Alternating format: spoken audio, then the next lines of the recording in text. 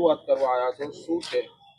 છેલ્લા સાહેબ કેટલાક દિવસથી અમારા 100 છોકરાઓ અમૂલ ડેરીની અંદરથી છૂટા કરવામાં આવ્યા છે, એની રજૂઆત અમે કલેક્ટર સાહેબને કરવા આવ્યા હતા. આજે શું માગણી છે તમારી? અમારી માગણી એવી છે કે જલ્દીથી જલ્દી અમારી પાછી ભરતી કરવામાં આવે અમૂલ ડેરીની અંદર. જો તમારી માંગણી નહીં સંતોષાય તો શું આગામી સમયમાં તમારું આયોજન? અમારી માગણી સંતોષાય નહીં તો અમે ગાંધીજીના માર્ગે ઉગ્રથી અતિ ઉગ્ર આંદોલન આ વખતે કરવાની અમારી ગણતરી છે. અને અમારી જોડે આ વખતે અમે એકલા નહીં, અમારા ટાસા ગળતેશ્વર તાલુકાના સરપંચ એસોસિએશન બી અમારી સાથે છે.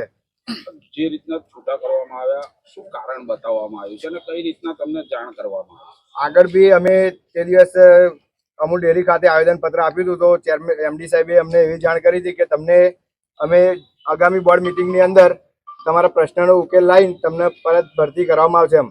પણ આગામી બોર્ડ મિટિંગ થઈ ત્યારે અમે અમારો જવાબ લેવા માટે ગયા, પણ અમને કોઈ સંતોષકારક જવાબ મળ્યો નથી.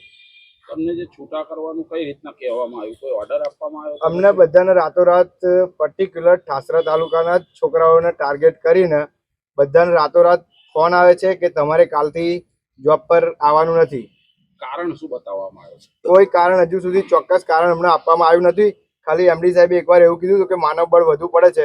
તો મેં એમને પ્રશ્ન કર્યો કે સાહેબ માનવ બળ વધુ પડતું તો આગળ જે 135ની ભરતી કરી તો અમે તો જૂના એક્સપિરિયન્સ વાળા માણસ હતા, તો અમને રાખવા જોઈતા હતા ને, પણ તો બી અમને કોઈ જવાબ મળ્યો નથી હજુ સુધી. ચલો.